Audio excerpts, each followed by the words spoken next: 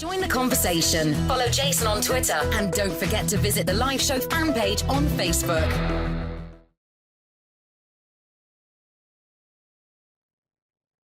Why would you not criticize this man? Let me help you out here. MSNBC, ABC, CNN, the president himself, all coming out and giving these, not glowing remembrances or eulogies about Castro, but they were talking about him respectfully and what he did to shape the landscape and culture for 50 years. No, he was a guy who came to power through a coup, who promised that he was going to institute democracy. And then when he got into power, he turned it into a communist state.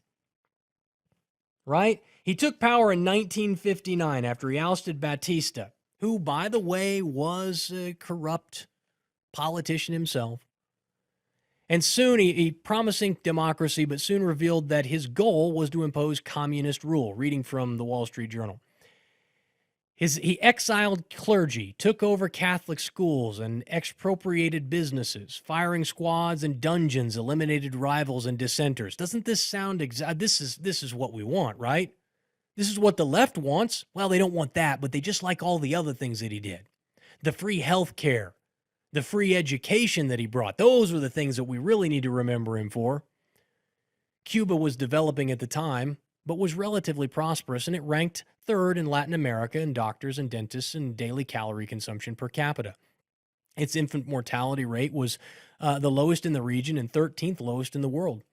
Cubans were among the most literate Latins in a vibrant civic life and private, professional, commercial, religious, and charitable organizations. Castro destroyed all of that. In the past half century, Cuban exports growth has been less than Haiti's. And now even doctors are scarce because many of them have gone abroad to earn foreign currencies. Hospitals lack sheets and aspirin. The average monthly income is $20, and government food rations are inadequate. You know that a doctor in Cuba can make more money moonlighting as a tour guide than he can as a doctor.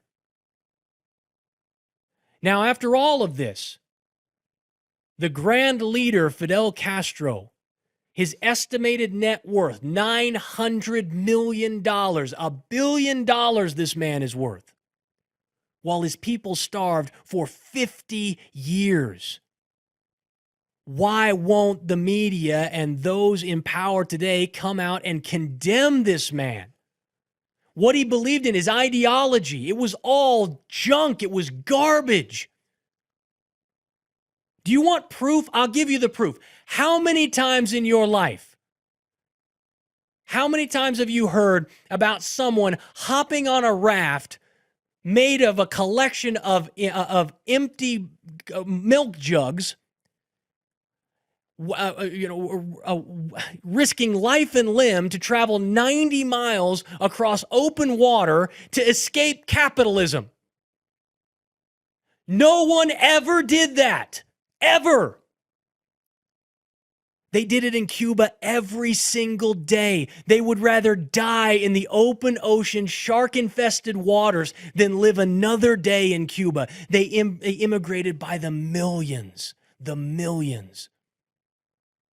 His ideology is junk. He is a criminal, a despot, and he's dead, and you ought to be happy about it. The Cuban people in America are. They're jumping for joy. They're praising the fact that this man is now dead. He was a tyrant. And yet the left overlooks all of that. They overlook it. They cast it aside. Why? Because he believes in the same things. He wanted the same thing, that free education, that free health care. Take a look. I got some images here of what it looks like to have health care, free health care in Cuba. Blow it up full screen, D. Grab me a full screen shot. There we are. Give me another one. Yeah, that looks good. You got any more? You got your own fan right there, so that's good. Yeah. I just grabbed a couple. Yeah, just group beds. There's a video that I posted on Twitter of them walking through one of the hospitals and showing what it looks like in a Cuban hospital. You know, if you go online, they say that the literacy rate in Cuba is 99.8%. They also say that the infant mortality rate is lower in Cuba than it is in America.